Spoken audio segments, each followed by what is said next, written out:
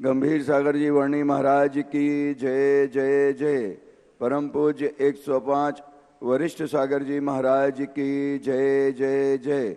परम पूज्य 105 विदेह सागर जी महाराज की जय जय जय।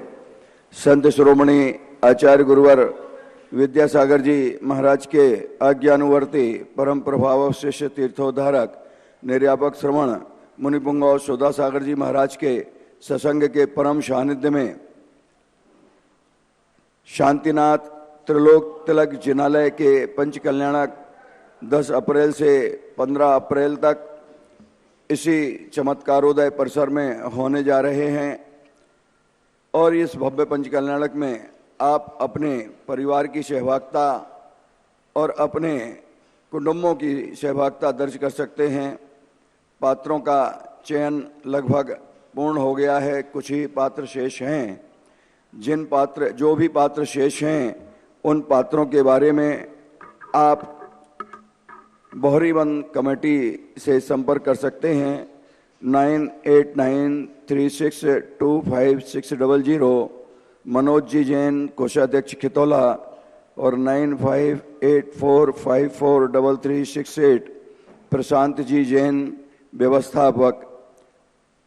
इन पात्रों के चयन के लिए आप बाहुबली, सोम, राजा श्रेयांश और सामान्य नृणानी जिन्हें भी बनना है वो 11,000 रुपये की राशि से सामान्य नृणानी बन सकते हैं।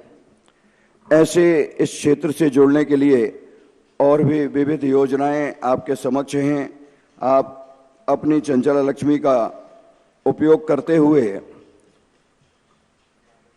इन बिंदुओं पर भी जुड़ सकते हैं। 1,11,000 रुपये के माध्यम से असीम कालीन जो यहाँ पर भोजनशाला चल रही है उसमें आप अपना सदस्य बनते हुए पुण्यार्जन कर सकते हैं। 51,000 रुपये की राशि से असीम कालीन विधान का भी आप पुण्यार्जन कर सकते हैं। 1,11,000 के माध्यम से एक आधारशिला रखते हुए अपने जीवन को कृतकृत कर सकते हैं कि मेरा भी इस मंदिर में कुछ योगदान है। 51 कलश के माध्यम से आप त्रिकाल 24 का भी निर्माण यहाँ करा सकते हैं। पूरा मंदिर शिखर से लेके और नींव तक आपके परिवार और आपके कुटुंब के नाम पर रहेगा। परम पूज्य गुरुदेव के चरणों में इन 4 पंक्तियों के साथ पूरी सदन की ओर से और चैनल के समक्ष बैठे समस्त धर्म प्रेमी जनता की ओर से निवेदन आज की मंगल देशना के लिए कि जरूरी नहीं कि कुछ गलत करने पे ही दुख मिले, जरूरी नहीं कि कुछ गलत करने पर ही दुख मिले। हद से ज़्यादा अच्छे होने की कीमत चुकानी पड़ती है। लोग देखते हैं शक की नज़रों से, लोग देखते हैं शक की नज़रों से, क्योंकि खुद की नज़रों में खुद की नज़र दिखाई नहीं पड़ती है, क्योंकि खुद की नज़रों में खुद की नज़र दिखाई नहीं पड़ती है। हे आँखों से देखने वाले बंदे, दृष्टि को बदल कर भी देखा जा सकता है। हे आँखों से देखने वाले बंदे, दृष्टि को बदल कर भी देखा जा सकता है। गलत को गलत और सही को सही कहा जा सकता है, गलत को गलत और सही को सही कहा जा सकता है। हे गुरुदेव, हम अपनी दृष्टि को कैसे बदलें, इस भावना के साथ आपके चरणों में अनंत कोटि नमोस्तु पूर्वक आज की मंगल देशना के लिए विनम्र अनुरोध। नमोस्तु नमोस्तु नमोस्तु भगवान। जय श्री ओम नमः सिद्धेभ्यः। जय श्री ओम नमः सिद्धेभ्यः। जय श्री ओम नमः सिद्धेभ्यः। सर्वमंगलमांगल्यं सर्वकल्याणकारकं प्रधानं सर्वधर्माणां जैनं जयतु शासनं। जैनं जयतु शासनं।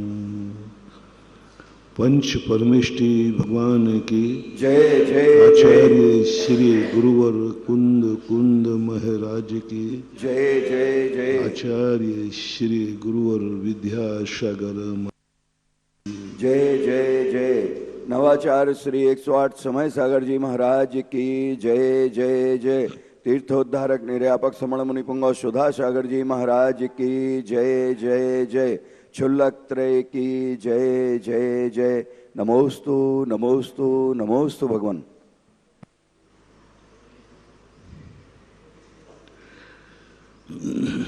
कल अपन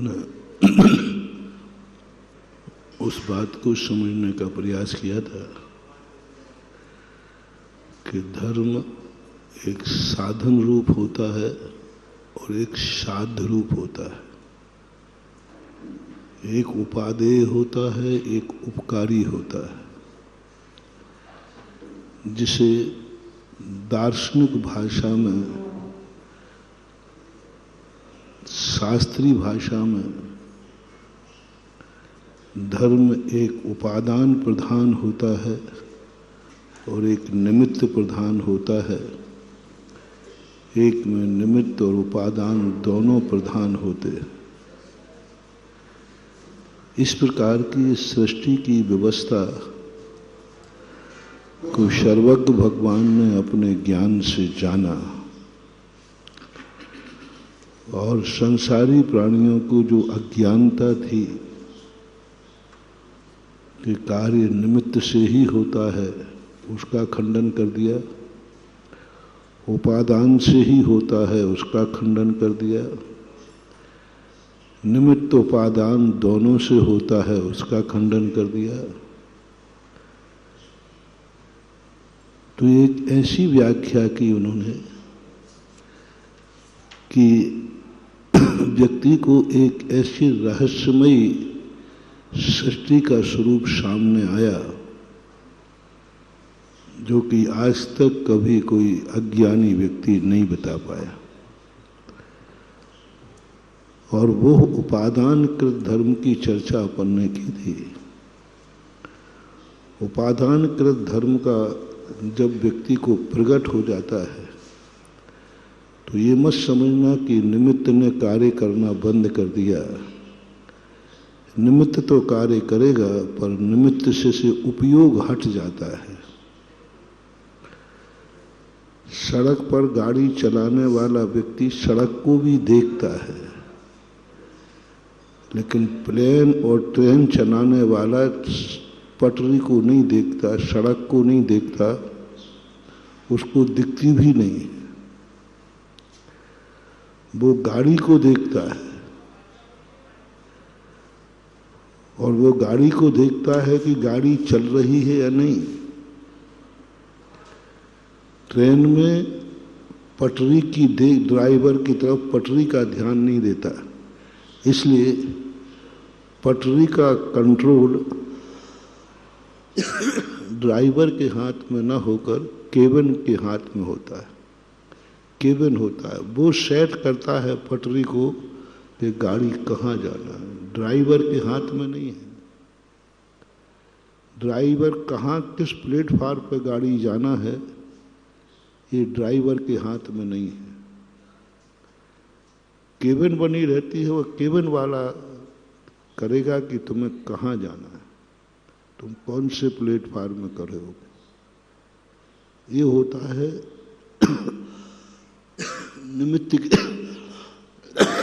निमित्त के अधीन दृष्टि। कुछ नहीं करना उसे अपनी गाड़ी को देखो, कौन से प्लेटफार्म में गाड़ी जाएगी, तुम्हें कुछ नहीं करना, तुम्हारी गाड़ी अपने आप पहुंच जाएगी। तुम्हें कुछ भी नहीं करना, तुम तो अपनी गाड़ी संभालो और बढ़ते जाओ। तुम्हारा प्लेटफार्म कौन सा आएगा ये तुम्हें सोचने की जरूरत नहीं है। ऐसे ही प्लेन वाला वो नहीं देखता कि रास्ते में क्या है, वो तो मार प्लेन चलाता रहता है। सारी की सारी कंट्रोलिंग हवाई अड्डे पे होती है। इसलिए कि वो लोग कहते हैं भाई प्लेन का कनेक्शन टूट गया, प्लेन का कनेक्शन टूट गया, अब प्लेन कहाँ है, किस रूप में है, और जब कनेक्शन टूट जाता है तो प्लेन को खतरे में माना जाता है, पर वो ड्राइवर के हाथ में नहीं है। वो हवाई प्लेन के जो हवाई अड्डे होते वहाँ।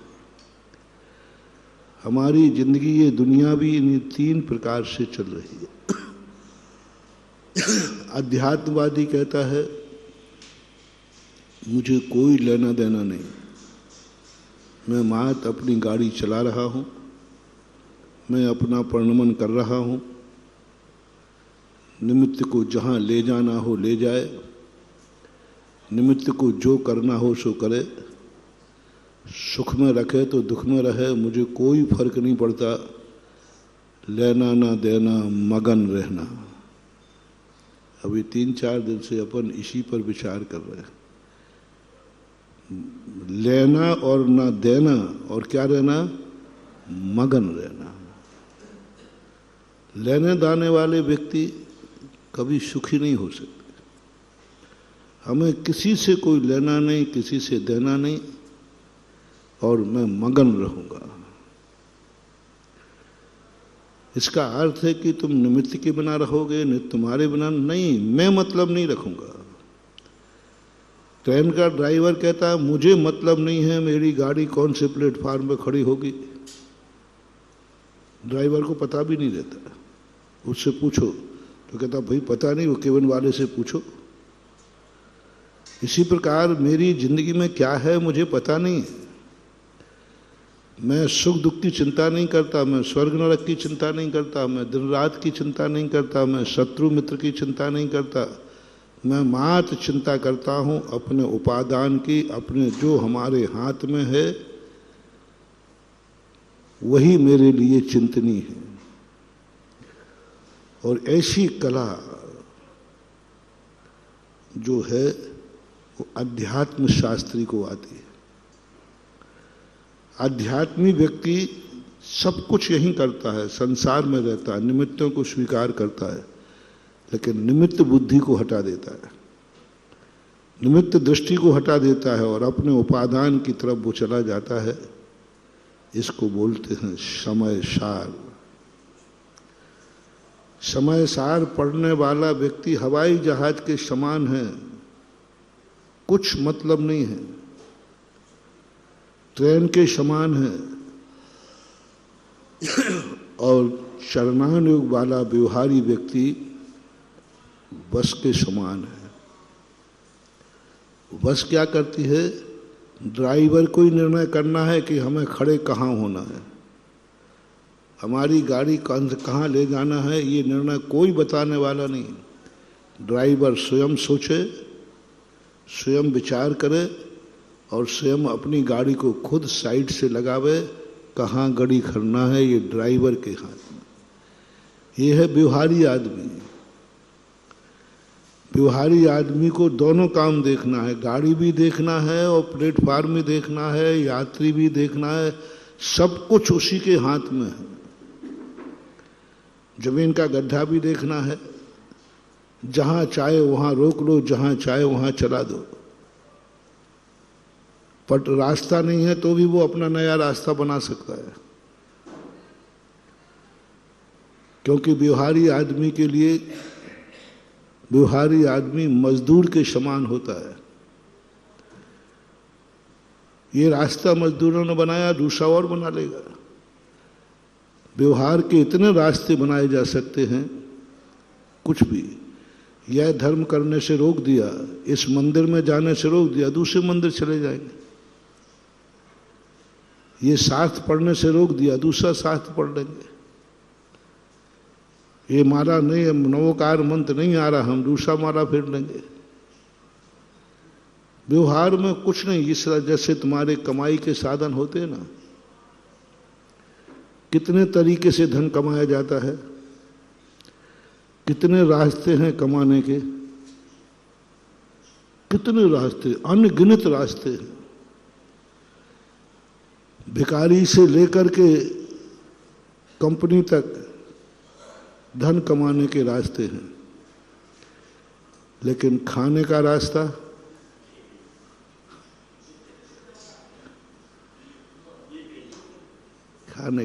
एक ही है। कमाने के रास्ते बहुत हो सकते हैं, बनाने के रास्ते भी बहुत हो सकते हैं। बनाने के बहुत रास्ते हैं, कितने तरीकों से बनाया जा सकता भोजन, बनता ही है अलग। कमाने के रास्ते बहुत होते हैं, लेकिन खाने का रास्ता एक ही। आनंद कमाने में है कि खाने में? बोलते जाओ तुम लोग, हेल्प करो। कमाना तो मजबूरी है बाबू। यदि कोई कह दे कि आपको कोई नौकरी पे नहीं, सबसे अच्छा उदाहरण है, यदि कहीं तुम नौकरी करते हो और कोई कह दे भाई तुम्हें यहाँ आने की जरूरत नहीं, वेतन आपको 1 तारीख को पहुंच जाएगा, तो तुम नहीं जाओगे। तुम कहते कि जाना काहे के लिए, वेतन तो। कमाना कोई नहीं चाहता, कमाना पड़ता है। कोई ड्यूटी पे नहीं जाना पाता, जाना पड़ता है। कोई व्यापार नहीं करना चाहता, करना पड़ता है। जिनको घर बैठे मिलता है, देवता व्यापार नहीं करते, धंधा नहीं करते, क्योंकि उनको सब कुछ अपने आप मिल जाता है। भोगभूमि के देव धंधा पानी नहीं करते, क्योंकि कल्प वृक्षों से मिल जाता है। अब कर्म भूमि को ऐसा मिलता नहीं है, इसलिए उसको ये सब करना पड़ता है। और बनाना भी कोई नहीं चाहता। बनाना, महिलाओं से पूछ लेना, जिस दिन घर में भोजन न बनाना पड़े, उस दिन की खुशी देखो कितनी होती है। भाई आज शांति है, आज भोजन। सबसे ज्यादा तुम्हें महिलाओं की दुआ उस दिन मिलती है जिस दिन तुम कहते हो आज घर में भोजन नहीं बनेगा, होटल में बनेगा। होटल चलते हैं, वो कहते हाँ भाई बहुत अच्छा आदमी है हमारा। यानी उसको बनाने में भी रुचि नहीं है, क्योंकि बनाने में सुख कभी होता ही नहीं, उसमें तो कष्ट भी है और रिक्स भी है। कष्ट भी है और रिक्स भी है। चूल्हा फट जाए, हाथ जल जाए, कुछ भी हो सकता है। भोजन बनाने में कुछ भी हो सकता है, उसमें सुख हो ही नहीं सकता। कमाते समय कुछ भी हो सकता है। कमाने गए, किसी ने लूट लिया, पैसा लेके जा रहे थे, रास्ते में लूट लिया, मार दिया। कमाने और बनाने में, दोनों में कोई नहीं चाहता। और नहीं बनाना पड़े और नहीं कमाना पड़े तो सबसे अच्छा माना जाता है। अब एक बार और कह दो, खाने में भी किसी को रुचि नहीं है।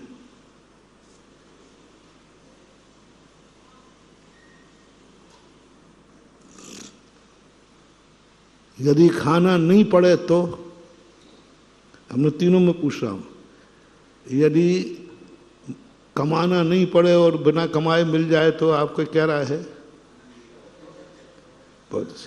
बनाना नहीं पड़े और खाने को मिल जाए तो, और खाना नहीं पड़े तो, अब महाराज जी आप गड़बड़ मत करो। खाने के लिए नहीं कह सकते आप कि महाराज खाने नहीं मिले तो चलेगा, बहुत बढ़िया है। खाने को नहीं मिल रहा है तो भी महाराज बहुत बढ़िया है। नहीं,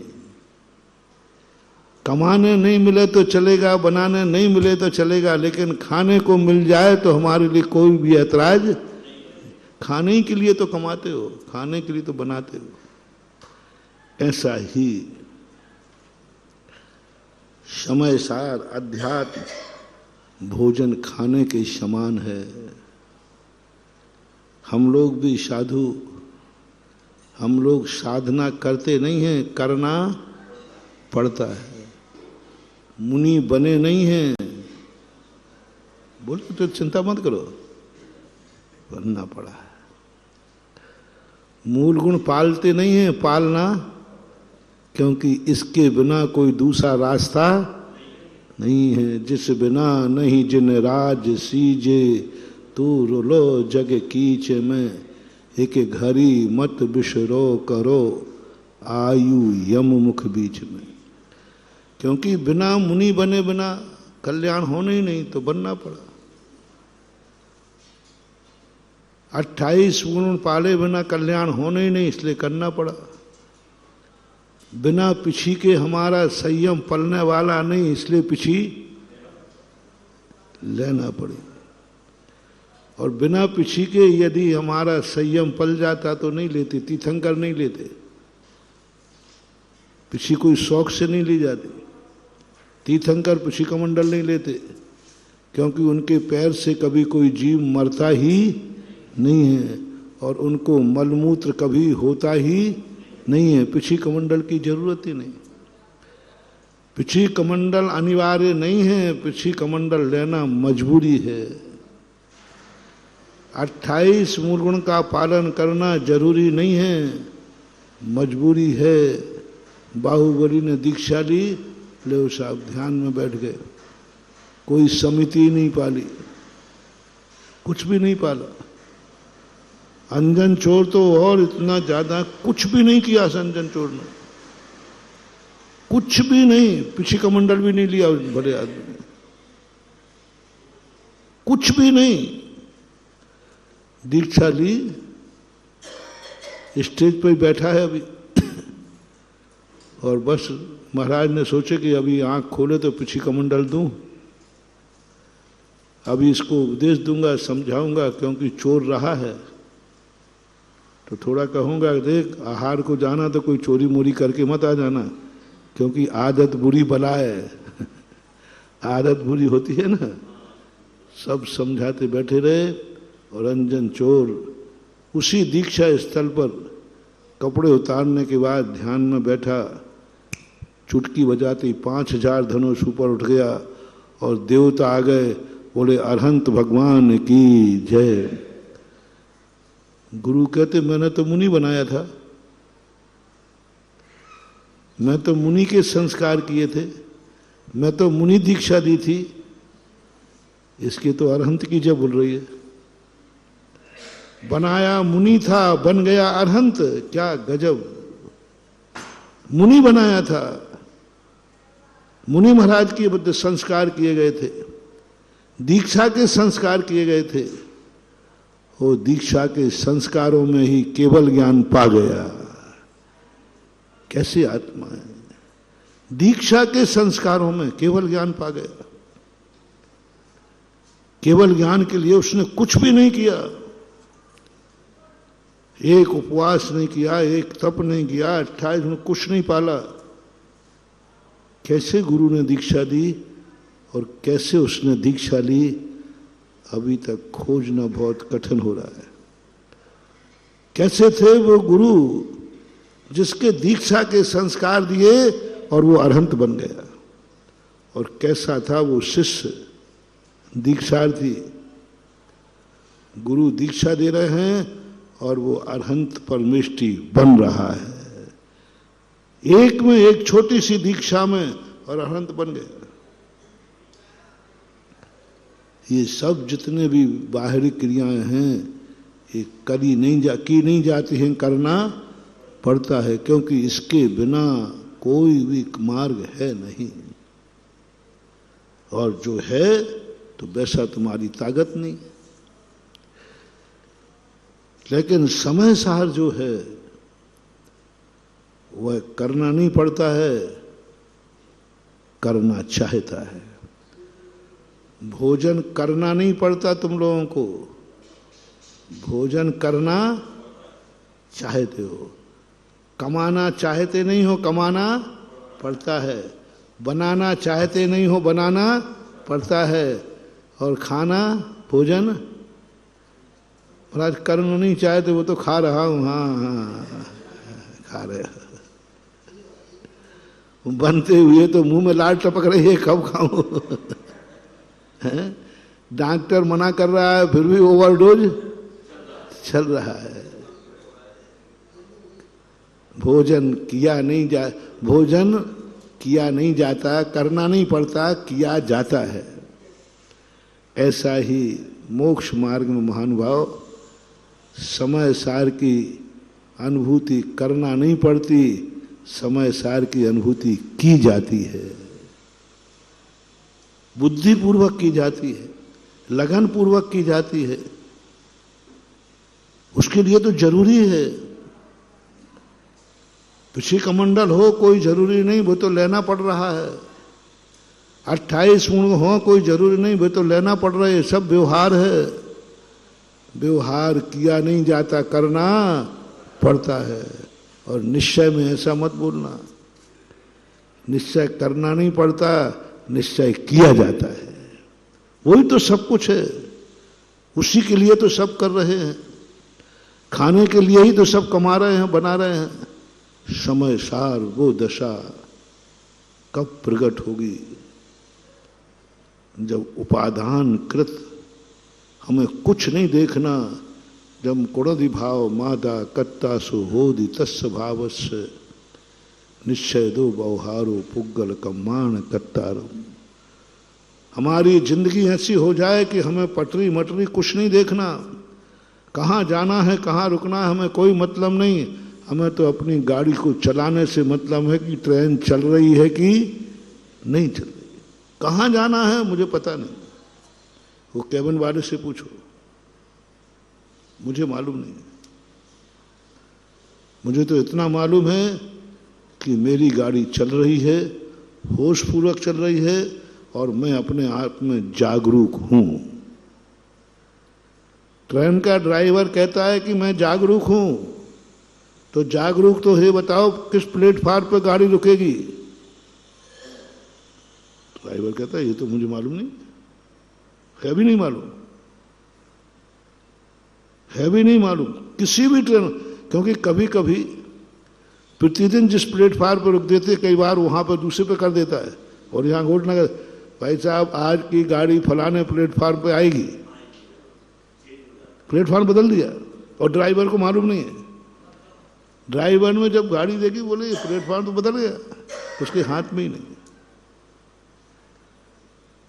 हमारे हाथ में गाड़ी चलाना है। बस ऐसे इस मोक्ष मार्ग में हम जाग रहे हैं, हम जागृत हैं, हम प्रमाद में नहीं हैं, तो कौन सी गति में जाओगे, कौन सी योनि में जन्म लोगे, मुझे पता नहीं, मुझे कोई मतलब नहीं। मुझे इतना मतलब है कि मैं अपनी आत्मा में जागरूक हूं। 11वें गुण स्थान वर्ती मुनिराज को पूज्य गुरुदेव ने आचार्य ज्ञान सागर महाराज से, अपने गुरु से पूछा कि हम अप्रमत्त गुण स्थान में हैं, हमने कैसे जाने। हमारा 7वां गुण स्थान है, हम कैसे जाने। हमारा 11वां गुण स्थान है, हम कैसे जाने। बस इतना ही कहोगे, बाहर नहीं था मैं, तो अंदर कहाँ थे ये मुझे पता नहीं। मैं बाहर नहीं था, मैं कसायों में नहीं था, मैं राग देश में नहीं था, मैं प्रमाद में नहीं था, फिर कहाँ थे ये मुझे पता नहीं। समय सार की जब आत्मा की अनुभूति होती है मुमुक्षु को, उसे कुछ पता नहीं रहता, संसार से बेखबर हो जाता है। क्या नरक है, क्या स्वर्ग है, क्या यह लोक है, क्या परलोक है, क्या शत्रु है, क्या मित्र है, कि कंचन है कि कांच है, कुछ नहीं। उदासीन वृत्ति, उपेक्षा बुद्धि, कुछ नहीं उसको, बस एकदम साइलेंट होता है। तो सो तो नहीं रहा, नहीं मैं जाग रहा हूं, एक एक क्षण को जाग रहा हूं, और मैं अपने आप में होश में हूं, मैं अपने आप को होश में हूं। अब सब चीजें अपने आप मिलती जाएंगी। संसारी व्यक्ति की जिंदगी, अज्ञानी व्यक्ति की जिंदगी रोड पे चलने वाली गाड़ी के समान है। सब कुछ उसे करना है। नौकर भी वही है, मालिक भी वही। तेरी मर्जी, जो चाहे सो कर। तू चाहे तो नरक जा सकता है, तू चाहे तो मोक्ष जा सकता है, तू चाहे तो पाप कर सकता है, तू चाहे तो पुण्य कर सकता है, तू चाहे तो सुबह अभिषेक का लोटा उठा सकता है, तू चाहे तो शराब की बोतल खोल सकता है। तुम्हारी दशा ऐसी है। श्रावक की और हम साधुओं की दशा में अंतर आ गया। हम साधु लोग ट्रेन के ड्राइवर हैं, हमारे हाथ में कुछ भी नहीं, बस मैं जाग रहा हूं, मैं होश में हूं। महाराज आज कहां जाओगे पता नहीं। आचार्य से अपन पूछ के दिखाते कि महाराज जी कहाँ जाओगे, मुझे पता नहीं। महाराज जी आप आहार कहाँ लेंगे, बोलते जाओ, पता नहीं, क्योंकि हमें मालूम ही नहीं, हमें क्या पता है। मैं ट्रेन वाला हूँ, ट्रेन मेरे से इतना है, गाड़ी चल रही है, मैं चला रहा हूँ, मैं होश में हूँ, लेकिन प्लेटफार्म कौन सा होगा। मैं मंदिर गया हूँ, मुझे हार करना है, मैं मंदिर के दर्शन करने आया, मैंने अंजलि ले ली। महाराज आप ये तो बताओ गाड़ी कौन से प्लेटफार्म पर रुकेगी कौन से चौके पे, प्लेटफार्म है ना, चौका, वही तो प्लेटफार्म बोल गया, कौन से चौके पर रुकेगी भाई। अभी तक तो ऐसा पता नहीं कौन से चौके पे, कब जिस चौके का हो जाकर वही गायब हो जाए। एक बार हुआ है ऐसा, बहुत दिन से किसी के हार नहीं हो रहे थे, तो लोगों ने प्रेशर दिया, वो भी रोने लगा कि मेरा इतने दिन हो गए। और उसकी किस्मत ऐसी थी कि कई बार जाने का भाव किया, पर उसके सामने पहुंचते ही कदम आगे बढ़ जाते थे। पता नहीं कुदरत से अपने आप पहुंचेंगे, आगे बढ़ जाएंगे। एक दो बार थोड़ा जबरदस्ती की कि नहीं, बेचारे को आई जाती दया, तो चौके में जाकर कोई ना कोई उनने अंतराय कर दिया।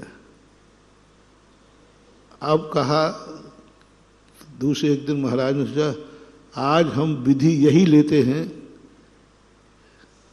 उसके यहाँ आहार होगा तो करूंगा, नहीं तो आहार नहीं करूंगा। साधु के व्रत पर संख्यान का कोई नियम, कुछ भी ले सकते हैं, कुछ भी। ये मत समझना कि पड़गाने तक की विधि होती है, साधु की विधि चौके के अंदर तक होती है। तुम समझते हो महाराज जी पड़गाने में होती है, वहां भी होती है। अभी कोई विधि नहीं थी, पड़क गए, अब अंदर जाके विधि होगी। और कोई भी विधि लेगा, इसके घर में प्रवेश करूंगा और दरवाजे पर ये चीज दिख जाएगी तो ठीक, नहीं तो लौट जाऊंगा। और तुमने पड़गा लिया और महाराज लौट गया। महाराज जी गलती क्या हो गई, जा तो बताओ, क्या बताएं तुम्हें। विधि ये थी कि बाहर जय जनन लिखा होगा तो जाएंगे, नहीं तो अब नहीं लिखा था, मतलब क्या करोगे। अब विधि काय की थी, जय जनन की, पड़गाहन की नहीं थी। पड़गाहन तो आपने ले लिया, जय जनन की थी, उसमें भी ले लिया। यदि केसरिया कलर से लिखा हुआ बड़े दिगंबर जैन साधु की चर्या के इतने नाटक है, क्या करे बेचारा श्रावण। अब लो साहब जय जनन का ले ले, महाराज जय जनन लिख लेंगे, अब कलर और लिखो। महाराज जी आप तो बता दो कौन सा कलर पसंद है आपको। सब नहीं, तुमने केसरिया से लिख दिया, उसी दिन नियम था कि लाल कलर से लिखा मिलेगा तो नीले से मिलेगा, कुछ भी एक्स वाई जेड, कुछ भी, आप कुछ भी सीमा नहीं बांध सकते।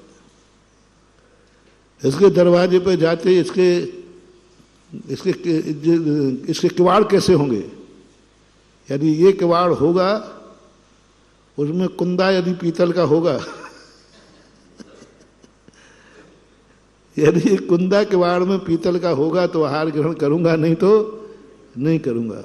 विधि है तो तुम कोई महाराज जी ऐसे उल्टी सीधी विधि आप लोग लेते हो, आप कुछ भी नहीं बोल सकते, ये मेरी विधि है।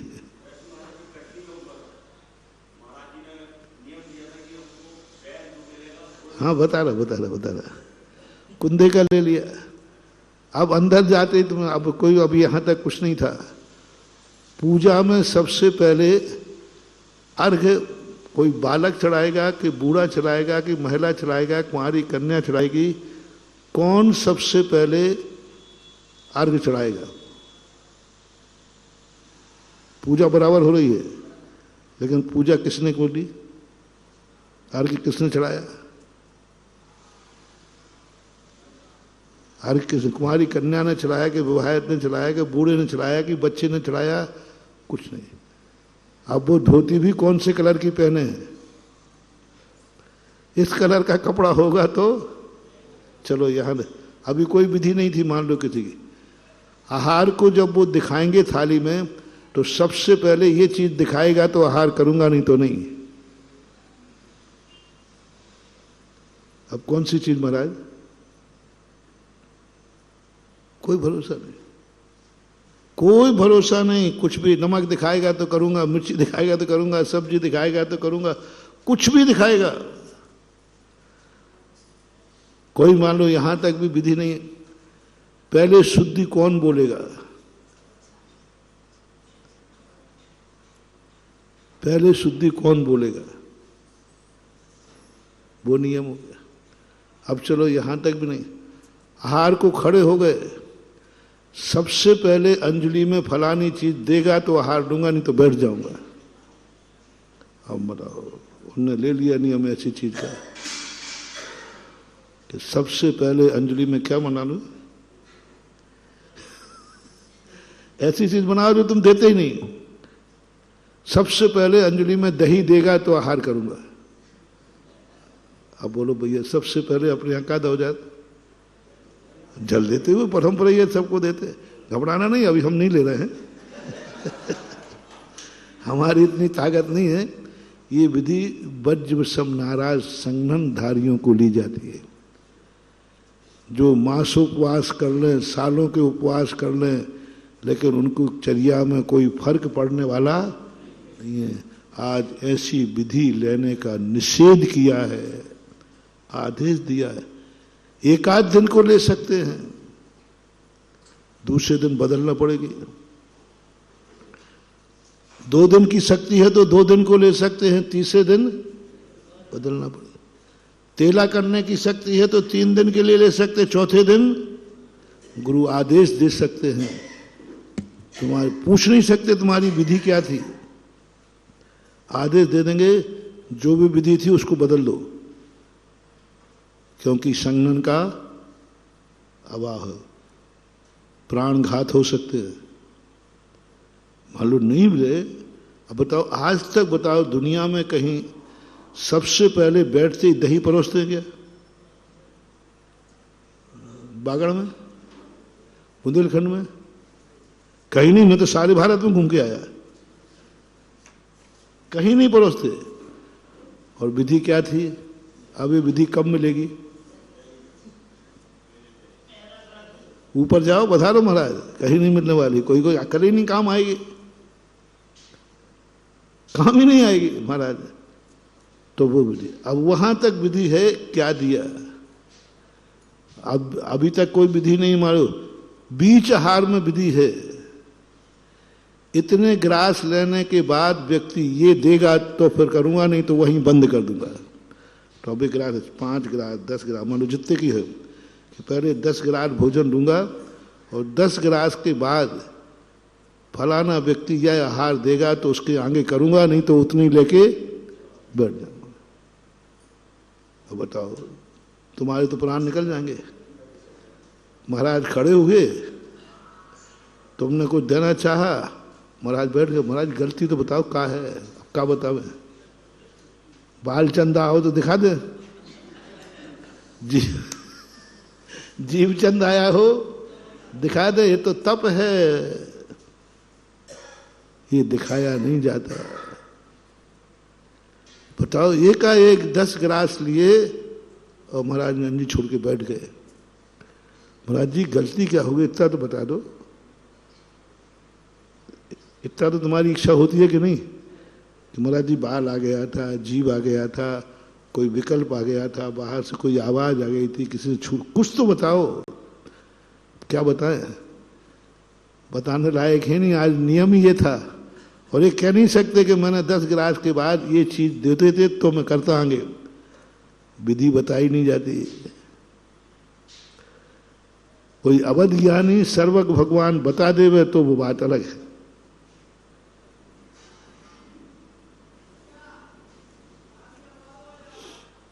सर्वज्ञ भगवान बता सकता है, उनसे पूछ। अब शांति सागर महाराज ने विधि ले ली, हम आहार उसी दिन करेंगे जब बैल के सिर पर गुड़ की पड़िया हो। वो पड़िया होते ना गुड़ गुड़ के, आप बताओ मनुष्य के सिर पर ले लो तो फिर भी ठीक हुए, मनुष्य सिर पर रखे हो तो फिर भी मिल जाए, अब बैल के सिर पे बताओ। शांति सागर महाराज ने सोची नहीं कि मिलना ही नहीं है, उन्होंने इसलिए नहीं सोची मुझे आहार करना ही नहीं है, बस खत्म बात हो गई। आहार करना हो तो सरल विधि लो, हमें तो आहार करना ही नहीं है और बस निकल गए। ओहो, बताते कोई 7 दिन का कहता है, कोई 10 दिन का कहता है। कैसे मिली? जब बैलगाड़ी जा रही थी गुड़ की पड़ियां भर करके, पीछे से एक सांड आया, तो सांडों की क्या आदत होती है? सींग मारने, उसने उसमें सींग मारा, वो पाड़ी उसमें फंस करके ऊपर आ गई। उसी समय महाराज निकल रहे थे, वहीं जाके आहार हो गया। अब चौके की विधि नहीं थी। अब मैं उस दिन आहार करूंगा जिस दिन आहार को निकलते समय सिर के बैल पर, अब वो पड़गान बैल थोड़ी पड़गाने में था, आहार को जाए तो कहीं भी मिल जाए वो, तो फिर मैं किसी भी चौके में चला जाऊंगा। शास्त्रों में एक आता है, भीम ने नियम ली, भीम मुनि महाराज बने जैन दर्शन सार। जो व्यक्ति भाले में, भाले में ऊपर रोटी रखा करके बैठा हो, दिखा रहा हो, देखा मेरी रोटी भाले में है, अब भाले पे रोटी मिले तब कहीं वो आहार होवे। ऐसी अनहोनी 2 मुनिराजों ने नियम ले लिया कि जंगल में हो और राजकुमार हो और स्वयं ने अपने मिट्टी के बर्तन बनाए हो और उन्हीं बर्तनों में भोजन बनाया हो, तो मैं आहार ग्रहण करूंगा।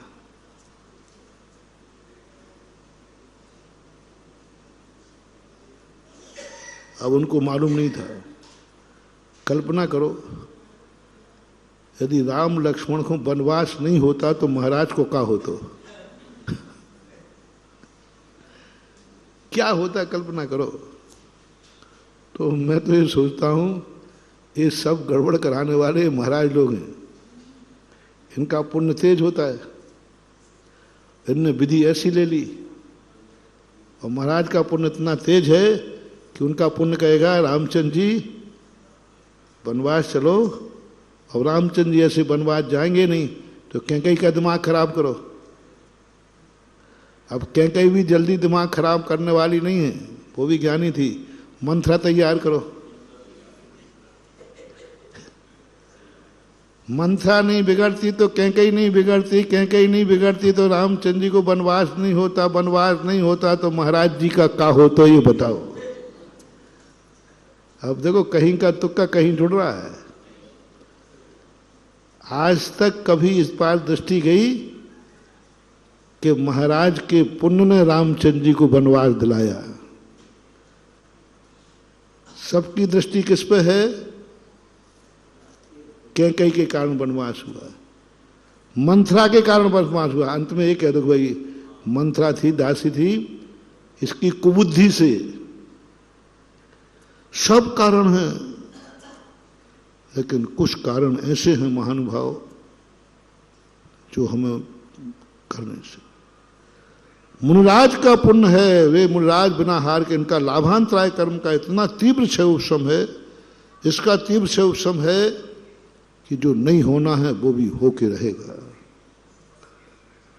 बुंदेलखंड में एक पुरानी कहावत है, कुंवारी के भाग्य से विवाहिता मर जाता। उसका यदि भाग्य होता है ना तो विवाह वाला ही मर जाता है। उन मुनिराजों का पुण्य था। एक पॉइंट, अनेक कारणों में एक कारण बता रहा हूं कि नियत ने कहा, देखो एक महाराज ऐसा नियम लेंगे, उनको तो हम रोक नहीं सकते। अरे इतने ही कहते थे जिनवाणी मार, कि कोई भी व्यक्ति ऐसा नियम ना लेवे जिससे राजकुमारों को वनवास जाना पड़े। नहीं, मुनिराज को तो रोक नहीं सकते, मुनिराज को तो रोक नहीं सकते कि तुम ये विधि नहीं लेना। कर्म कहता है कि राजकुमारों को वनवास भेजा जा सकता है, लेकिन कर्म कहता है मुनिराज पर मेरा बस नहीं है, मुनिराज पर मेरा बस नहीं है, राजकुमार पर मेरा बस है, मैं वहां कबाड़ा दिखाता हूं। तो मुनिराज को सीधा रोक दो ना कि ऐसी विधि मत लिया करो। कर्म कहता है, देवता कहते हैं, मुनिराज को कोई नहीं रोक सकता, कोई नहीं रोक सकता, कोई नहीं कह सकता, वो स्वतंत्र है। तो फिर इनका होगा क्या? राजकुमार कोई साधारण आदमी गरीब मरीब को ले तो फिर भी ठीक है, राजकुमार हो। पहली बात तो वनवास में राजकुमार क्यों बनाएंगे भोजन? दूसरी बात, उन्होंने स्वयं मिट्टी के बर्तन अपने हाथ से बनाए हो। बताओ, राजकुमार काय कुमारपना करेगा?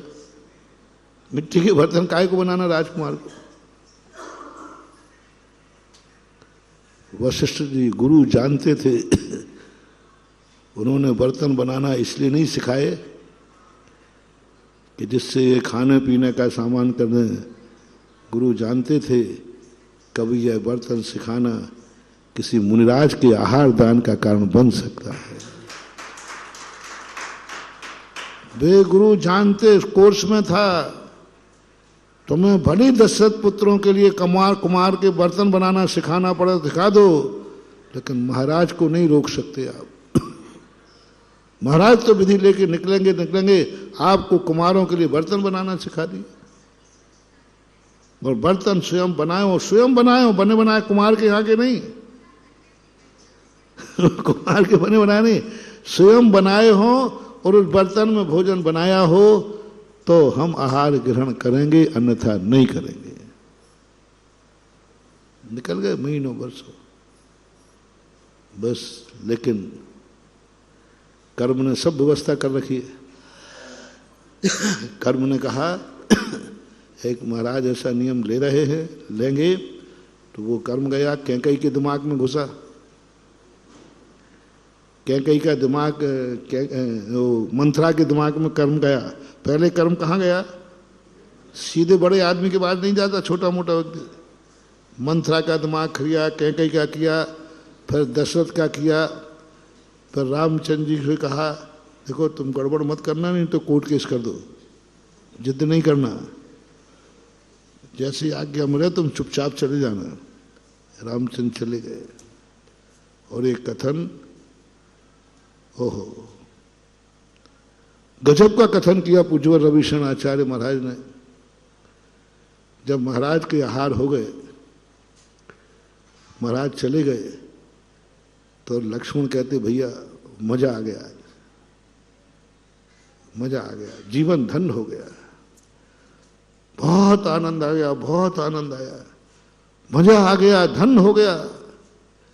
लक्ष्मण प्रशंसा कर ही रहे थे, तो रामचंद्र जी तो वैसे ही मौका देखते थे उनको शान। बोले मालूम, बोले आनंद तुझे लक्ष्मण आनंद आ रहा? अरे भैया बहुत आनंद आ गया, महाराज को आहार दे करके बड़ा आनंद आ गया बहुत। तो रामचंद्र कहते मालूम है किसकी बदौलत है? हे माता कैकई की बदौलत है जो तुझे आनंद आ रहा है। अरे कैकई का नाम मत लेना। लक्ष्मण बोलो,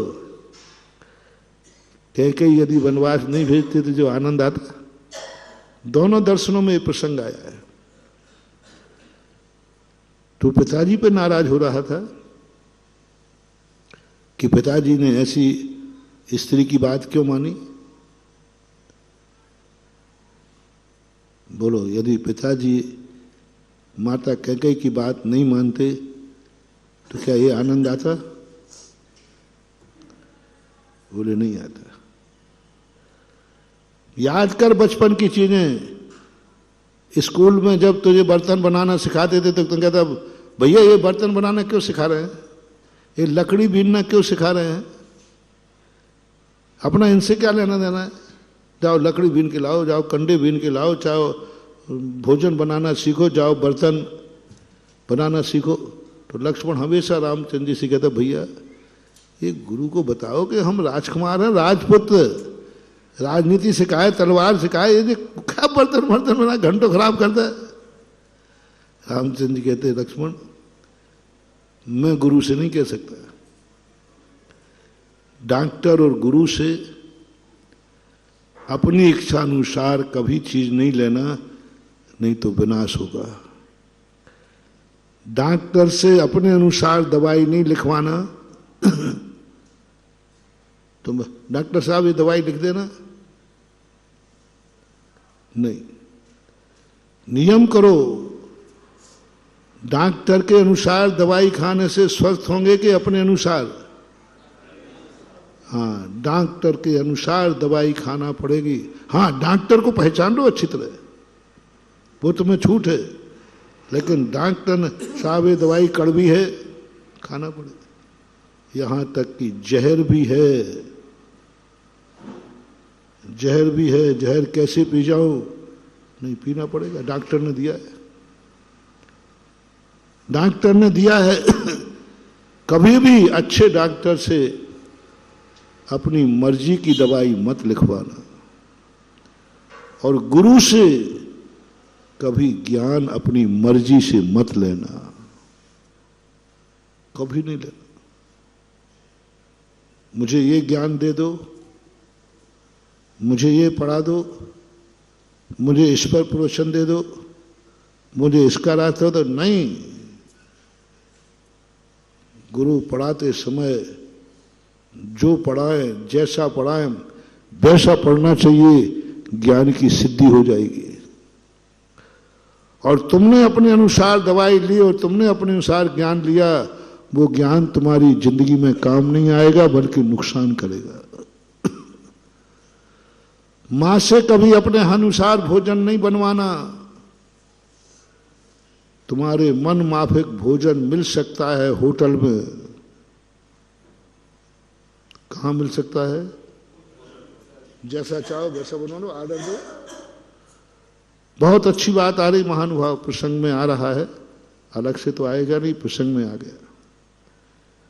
मां को कभी भोजन बनाने का ऑर्डर मत देना, कभी बोलना मत कि मुझे ये खाना है।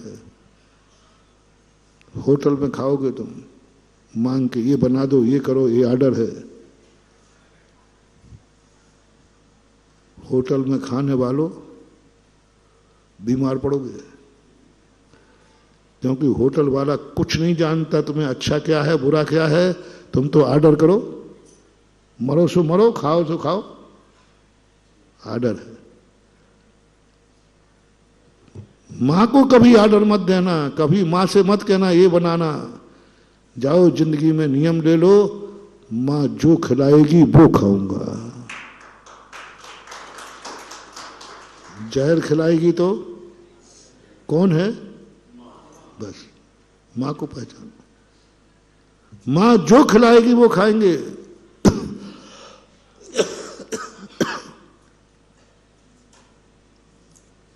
महानुभाव, यदि तुमने ये नियम लिया, मां जो खिलाएगी वो मैं खाऊंगा, बस, मैं कभी मां के सामने अपनी इच्छा व्यक्त नहीं करूंगा, मां को ऑर्डर नहीं दूंगा, मां से ये नहीं कहूंगा मां ये बना दो, नहीं कहूंगा। यदि मां के हाथ से जहर भी मिल जाएगा तुम्हें, गारंटी है, यदि तुम्हारा ये नियम है, तुम्हारे मुंह में जाके वो जहर भी अमृत बन जाएगा। मैं जो वो बनाएगी वो, मम्मी पूछे भी बेटा क्या खाएगा, बोले मम्मी मैंने नियम ले लिया, जो तू खिलाएगी वो खाऊंगा। क्या बना दूं बेटा बता? नहीं, मैं नहीं बनाऊंगा। पूछ भी रही है वो, बेटा बोल आज तेरी इच्छा क्या है, खाना है। कभी भी अपनी इच्छा व्यक्त मत करना। दमोह में मैंने इस पे 8 दिन प्रवचन दिया था। बड़े कितने ही पूछे तुम्हें कि बोलो क्या मांगना, जो मांगोगे वो दूंगा। कभी मांग मत लेना।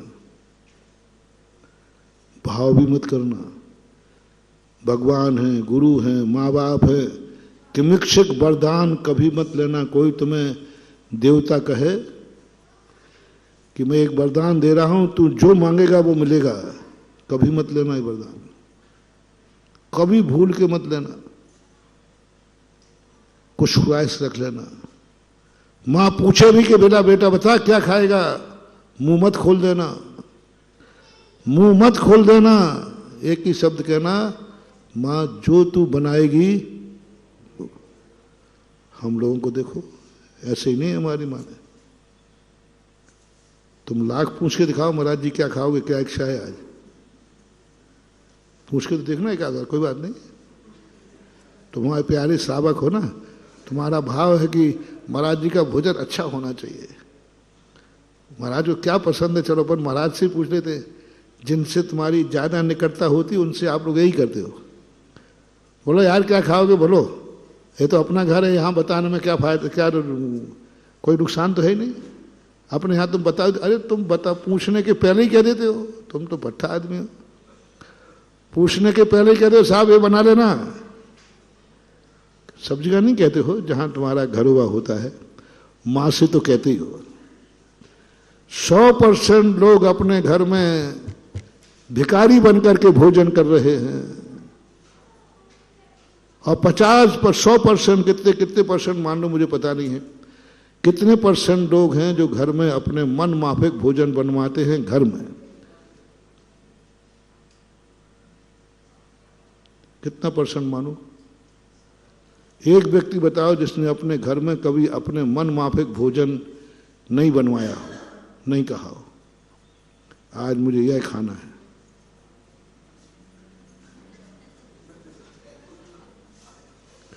नहीं कहा तुम गड़बड़ करोगे तो मैं तुम्हारी मम्मी से पूछ लूंगा। अरे बोले महाराज जी ये प्राण ले लेता है यदि कोई इसके मन की नहीं बनाओ तो। बना दे। ये व्यक्ति बताओ जिसने कभी अपने घर में भोजन मांगा नहीं हो,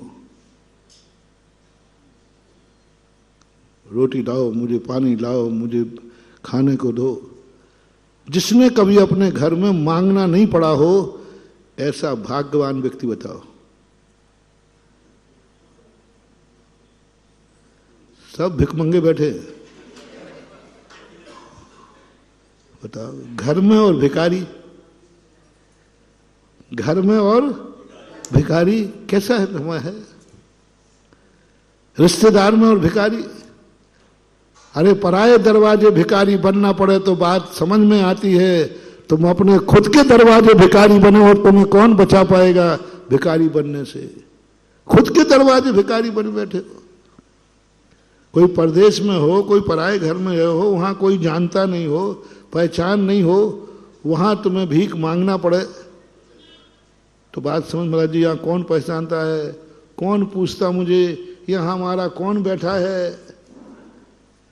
मांग लेंगे तो मिल जाएंगी दो रोटी।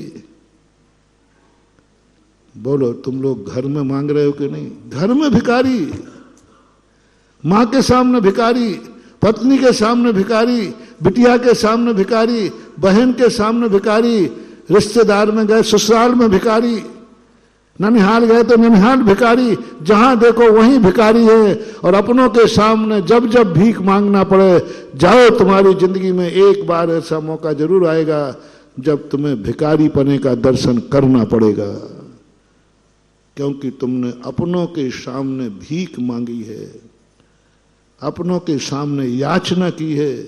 बहुत बड़ा मोटिवेशन दे रहा हूं महाराज, बहुत बड़ा मोटिवेशन है महाराज। मेरी जिंदगी में ऐसे समय आ जाते हैं जब मुझे दूसरों के अधीन होना पड़ता है। जरूर तुमने कभी अपने के सामने भीख मांगी होगी।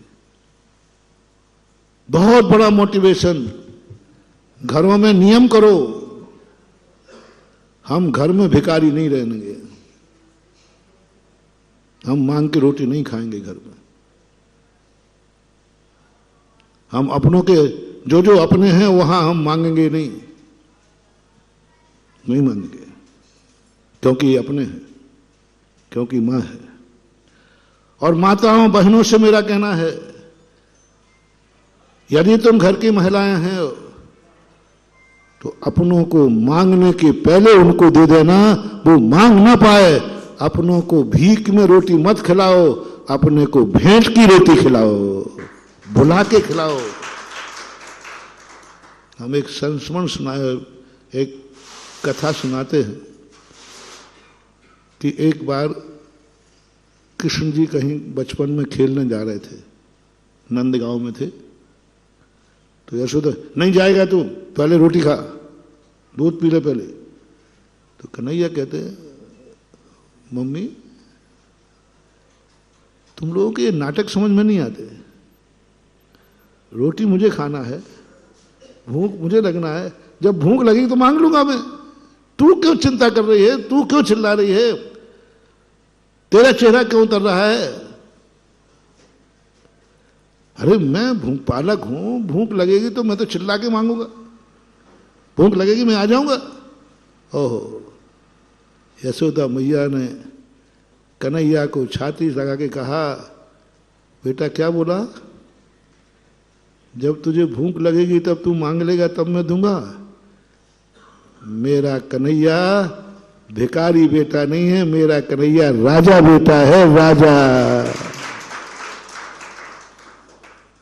मांगने पर बेटे ने लिया, मांगने पर बेटे को दूध पिलाया तो समझ लेना बेटे का तुमने अनर्थ कर दिया, और बेटे को भिखारी बनाने के लिए मजबूर करोगे तुम। और बेटा मांग नहीं पाया, उसके पहले उसको दूध पिलाया, जाओ बेटा एक दिन राजा बेटा बनेगा, आज राजा बेटा है, कल वो राजा बनेगा। माताओं कान खोलकर सुनो, बेटा को तुम राजा बेटा कहती हो, राजा बेटा तो झूठा होता है, बेटा कभी राजा होता ही नहीं। बेटा कभी राजा, हाँ राजा जरूर बेटा हो सकता है। तुमने राजा बेटा कहा है, एक दिन राजा के रूप में देखना है तो नियम करो कि बेटे को हम बिना मांगे दूध पिलाएंगे, बिना मांगे रोटी खिलाएंगे, हमारे दरवाजे पे बेटा मांगेगा नहीं। और यदि तुम्हें करना है, भारत की परंपरा थी, मेरे दरवाजे आकर के कोई व्यक्ति रोटी मांगेगा नहीं, पानी मांगेगा नहीं, इसलिए आते ही भारत में क्या पूछते हैं, भाई भोजन कर लो। ये बहुत अच्छी परंपरा है, पानी पी लीजिए, चाय पी लीजिए। वो नहीं कह पाया उसके पहले, वो राजघराना कहलाता है। राजघराना कहलाता है जहां वो कह नहीं पाए उसके पहले ही लोग पूछ लेते हैं। तो ये गलती कभी नहीं करना।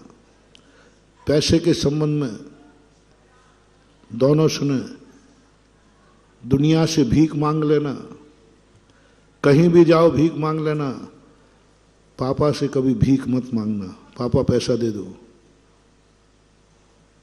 बहुत अशुभ महान हुआ, बहुत बड़ा मोटिवेशन है। और तुम उल्टे चलते हो, पापा से मांगने में क्या विकल्प है? यही है ना महाराज जी, और कहीं रोटी नहीं मांगू, ये तो समझ, मम्मी से रोटी मांगने में क्या है? मम्मी तो नहीं देगी तो झगड़ा करके ले लूंगा। नहीं नहीं, मैं अलग ही बोल रहा हूं। यदि मांग नहीं है तो किसी दुश्मन के यहां भीख मांग लेना, पर लेकिन अपनों के पास नहीं मांगना। पैसा चाहिए है तो भिखारी बनकर कटोरा ले लो, एल्युमिनियम का पैसा मांग लो, लेकिन बाप से कभी भीख मत मांगना।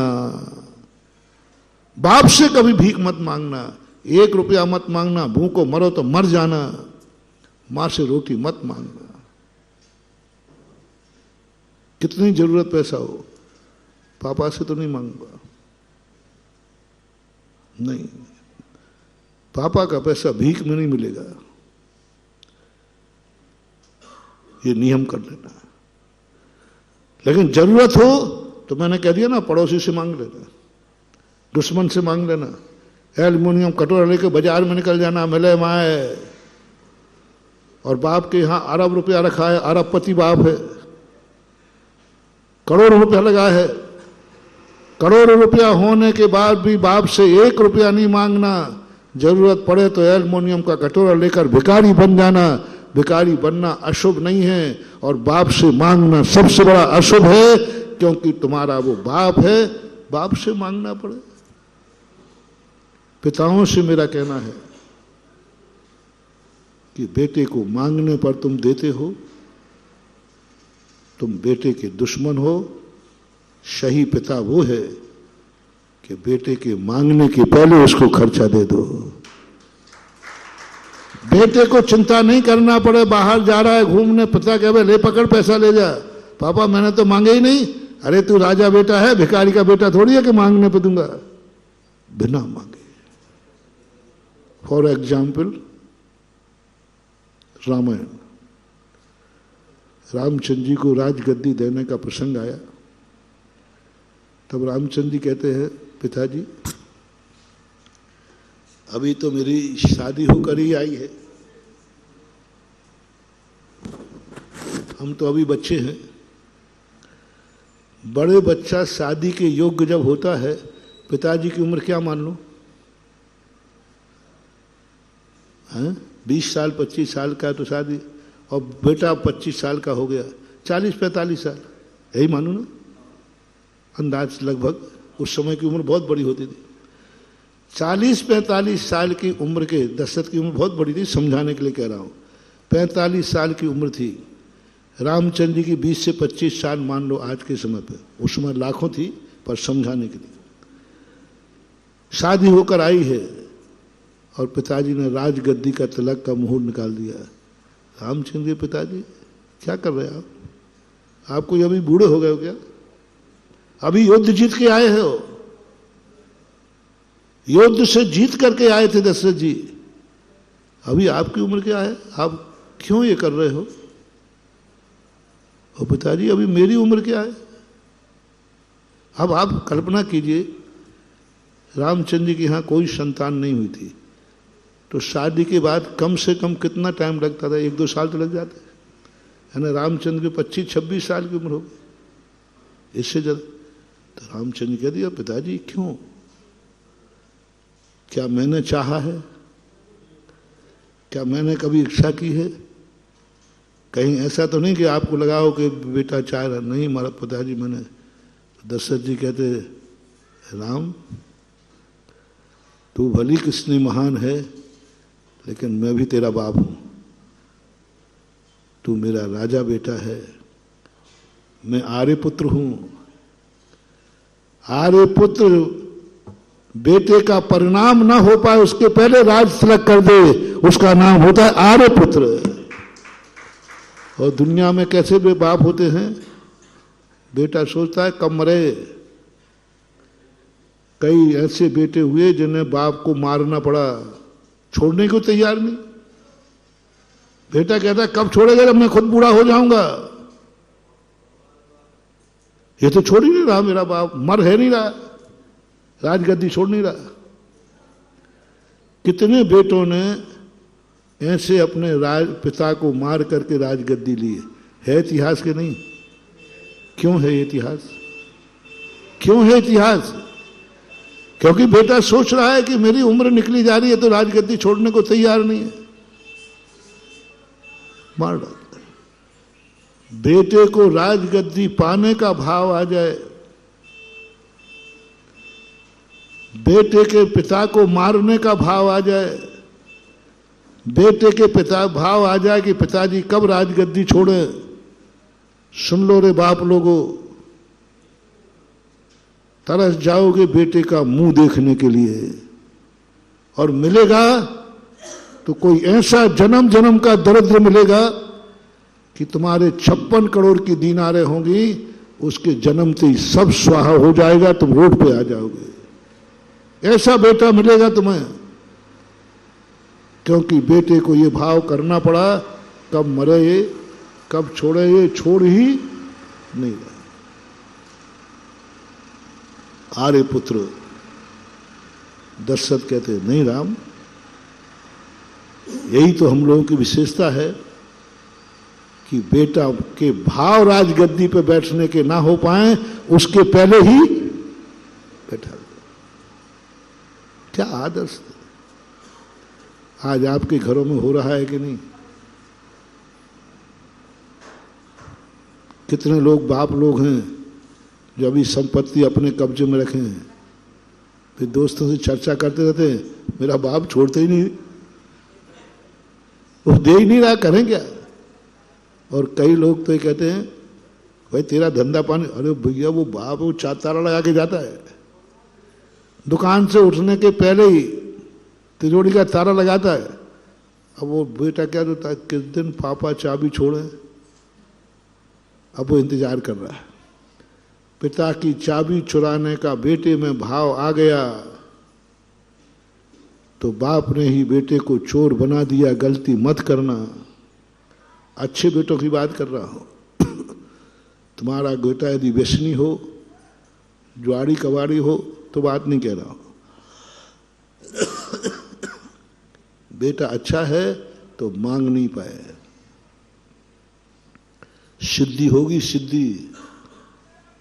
बिना मांगे यदि पिता से तुम्हें एक कौड़ी भी मिल जाए, मेरे भक्तों बिना मांगे मिली है, जाओ धंधा शुरू करो, वही कौड़ी तुम्हें करोड़पति बना देगा। बस इतना बताओ, ये जो कौड़ी है तुमने मांगी थी कि दी थी? मैं और ज्यादा नहीं पूछूंगा। तुमने भाव किया था? नहीं, मैंने भाव नहीं किया। क्या मन में भाव आया था कि पिताजी मुझे ये दे दे? में नहीं आया।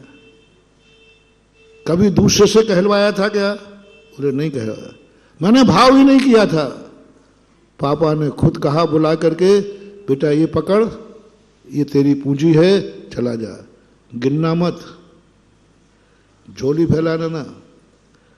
पापा कितना दे रहे हैं बिना मांगे, बिना मांगे क्या दिया है गिनना मत, उसे झोली में लेके चले जाना। जाओ, वो कौड़ी ही तुम्हें करोड़पति बना देगी, ये मेरा विश्वास है।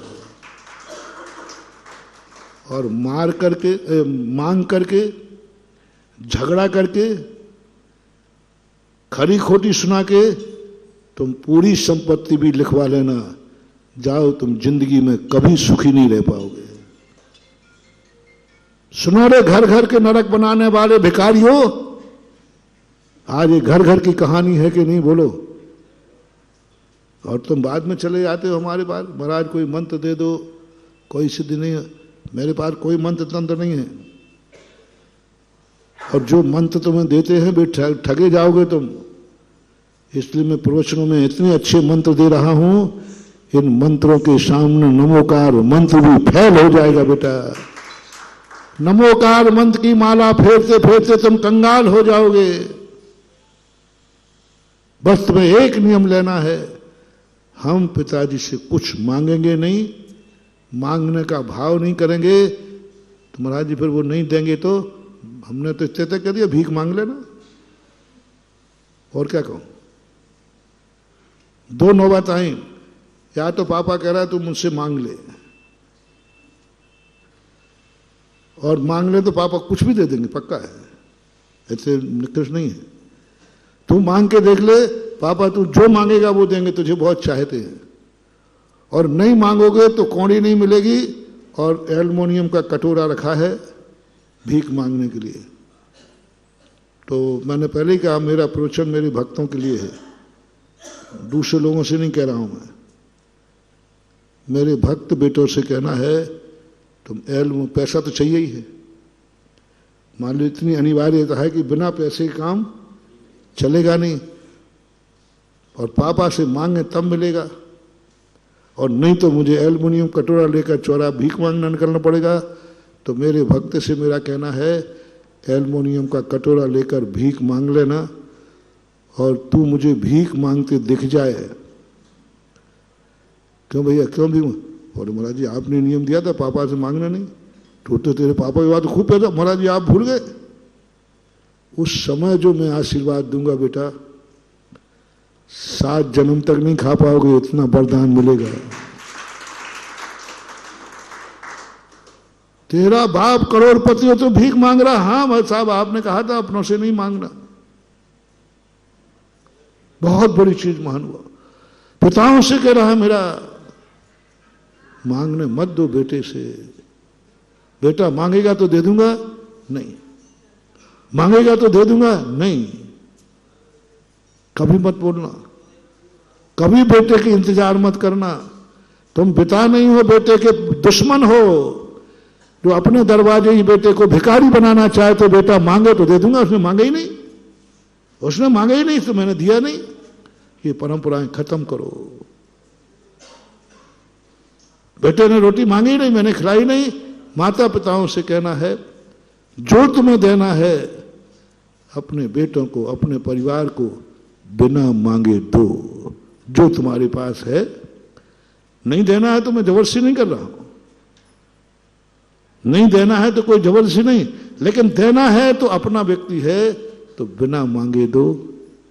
और अपनों को देना है तो गिन के मत लेना, अपनों से लेना है तो गिन के मत लेना। दूसरा मोटिवेशन रिपीट करूं, अपनों को देना है तो गिन के मत देना, और अपनों से लिया है तो गिन के मत लेना। गिन की रोटियां होटल में खाई जाती हैं, दोनों गिनते हैं।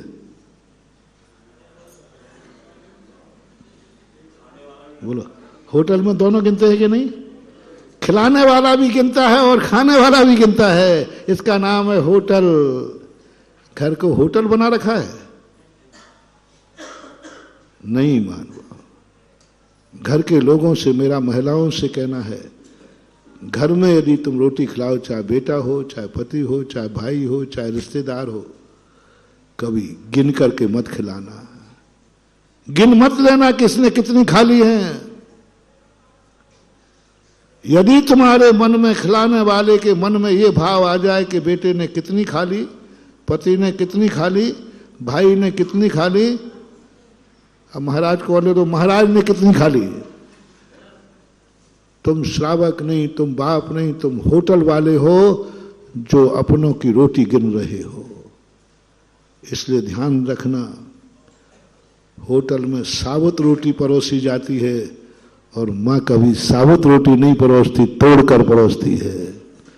होटल में तोड़ के नहीं परोसते, सीधी रखते, कहीं भूल वाला भुला दिया तो। और घर में रोटी कभी भी साबुत रोटी नहीं परोसी। आपका पता नहीं मुझे, पुरानी परंपरा है, घर में साबुत रोटी परोसना अशुभ माना जाता था। रोटी के टुकड़े करके परोसी जाती है। और तुम्हारे लिए तो पता नहीं अब कैसे लोग परोस रहे हैं। आजकल साबुत की परंपरा आ गई है, यही अशुभ हो गया है। अभी हमारी अंजलि में तो बेटा अभी ग्रास है, तो थोड़ा अभी धर्म टिका है।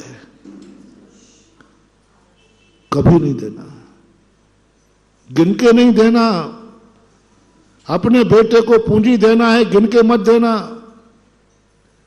और आपसे भी मेरा कहना है, माँ रोटी खिला रही है, पत्नी रोटी खिला रही है, गिन के मत खाना कि मैंने कितना खा लिया। चाहे 1 गिलास का हो, चाहे 100 गिलास का हो, दोनों को गिनना नहीं है। पिताजी ने कितनी संपत्ति ने, उनके नोट गिन मत लेना। जो वो दे उसको बिना गिने लेना है, और बाप को भी बिना गिने देना है। देखो, तुम्हारा बेटा राजा बनेगा और मां बनेगी राजमाता, क्योंकि दोनों में इतना बसा नहीं, मैं गिनूंगा नहीं। अपनों को गिनकर नहीं खिलाना, गिनकर नहीं। और ये स्थितियां अपने जीवन में, और परिणाम हमारी जिनवानी मां ने क्या कर दिया, यही तो कहा, साधु होकर के भोजन की इच्छा करे कि मुझे ये मिल जाए। उदाहरण दे रहा हूं, हम जो चाहते हैं वो तुम बनाते हो, या जो तुम बनाते हो वो मैं लेके आता हूं। मुझे पता नहीं, शायद नहीं, हमारे संघ, हमारे आचार्य संघ को बता के दिखाओ तो जानो। नहीं लेना है वो तो मैं रोक सकता हूं, लेना है वो मैं कहने की तो बात छोड़ो, भाव भी नहीं कर सकता। कहां जा रहे हो, कहां जा रहे हैं, बोलो। दुश्मन के घर के भक्त के घर, बोलो ना। दुष्कुल में जा रहे कि सुकुल में जा रहे? और वहां मैं इच्छा करूंगा कि मुझे ये मिल जाए। यदि साधु को भाव भी आ जाए, जाओ वो साधु होकर के भी दरिद्र है। दुश्मन के यहां नहीं जा रहे हो, भक्त के यहां जा रहे हो, वहां इच्छा। और पूछ लिया और कह दिया, साधु वो भिक्षु नहीं, वो भिखारी है। वो भिक्षु नहीं भिखारी है जो ये कहे, श्रावक को अपनी इच्छा बतावे कि नहीं मेरा आज ये बना लेना, ये खा लेना। यदि साधु को इच्छा करना पड़े, कहना पड़े, तो फिर वो भिक्षु नहीं रहा। बोल दो जल्दी, तुम मत बोलो, मैं बोल रहा हूं, तुम नहीं बोलो महाराज जी, मैं नहीं, मैं कह रहा हूं 100 बार वो भिक्षु नहीं भिखारी है, भिखारी भिखारी, क्योंकि वो मांग करके खा रहा है। कैसे है इस आहार में सिद्धियां, कैसे है अंजलि में सिद्धियां, कैसे हो जाता है तुम्हारा घर धन। मां दो कारण बंधु, आहार करने कराने से धन नहीं होता है। आहार करने कराने से धन नहीं होता। सारी दुनिया कितनों को कराती है। मां साधु वो शक्ति लेकर आया है जिसकी कोई इच्छा नहीं है। जो देने वाले की इच्छा है वही साधु की इच्छा है। यथालब्ध, यथालब्ध जो देगा। महाराज जी कुछ तो सोचा होगा आज क्या खाना है। हाँ, दुश्मन के जाऊंगा तो जरूर सोचूंगा। हाँ, किसी दुश्मन के यहां जाऊंगा तो जरूर सोचूंगा कि क्या खाऊं, क्या लूं। बोलो किसके यहां जा रहा हूं? शुक्ल भक्त के यहां। इच्छा भी नहीं। आज जो श्रावक की इच्छा होगी वही मेरी इच्छा है। साधु का नियम देखो, साधु का मन भी कहता है, ऐसी बात नहीं है। देखो, मन तो मन ही है, मन तो सबका एक सही होता है ना। मन की इच्छा होती है, देख आज फलानी चीज खाने मिलना चाहिए, तो मन कहेगा कि देखो ये चीज का थोड़ा इंतजाम कराओ ना, थोड़ा सावन का महीना है, मौसम भी अच्छा है, आगे आप बोल दो ना। मन तो मन है बाबू, मन तो मन है, चाहे साधु का हो चाहे तुम्हारा हो, वो तो कहेगा। तुरंत साधु कहेगा नहीं मन, मैं साधु हूं, मेरा नियम है, मैं वही खाऊंगा जो मेरे श्रावक की खिलाने की इच्छा है। जो, क्योंकि मैं दुश्मन के यहां नहीं जा रहा हूं, भक्त के यहां जा रहा हूं, उसकी आज जो खिलाने की इच्छा है वही मेरी इच्छा होगी। बस यहां से सिद्धियां चालू हो जाती हैं। ऐसा साधु जो ये संकल्प लेके आया है, जो श्रावक की इच्छा है वही मेरी इच्छा है। आहार के समय जो उसने इच्छा से बनाया है, बोलो कितनी इच्छा से बनाते हो, बोलो ना आप लोग। क्या मैं इच्छा करूंगा? श्रावक देखो कितनी इच्छा से बनाता है, कितनी भावना से बनाता है, पूरी ताकत लगा के मानता है, बनाता है। साधु को इसलिए रत्नत्रय पलता है महानुभाव कि हम सच्चे भक्त श्रावक की इच्छा से भोजन करते हैं। जिस दिन मैं अपनी इच्छा से भोजन कर लूंगा उसी दिन ये अतिशय, ये चमत्कार, ये साधना खत्म हो जाएगी और भिक्षु नहीं भिखारी बन जाऊंगा, उसी दिन बन जाऊंगा। चमत्कार जब तक हो रहा है, जब तक साधु का एक नियम है, मैं क्या खाऊंगा, तेरे खाने की इच्छा क्या है? बोले जो मेरे श्रावक के खिलाने की इच्छा है। अंतर समझना, खाने की इच्छा और खिलाने की इच्छा अंतर है कि नहीं? बहुत अंतर है। जो श्रावक की इच्छा हुई खाऊंगा।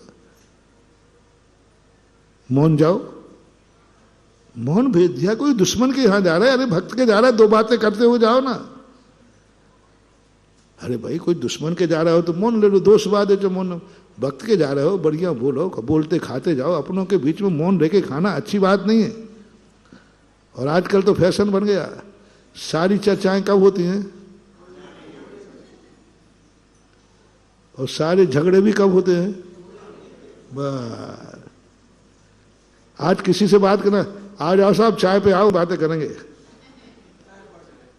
आओ साहब वही नाश्ता बात करेंगे, इतना गलत हो रहा है।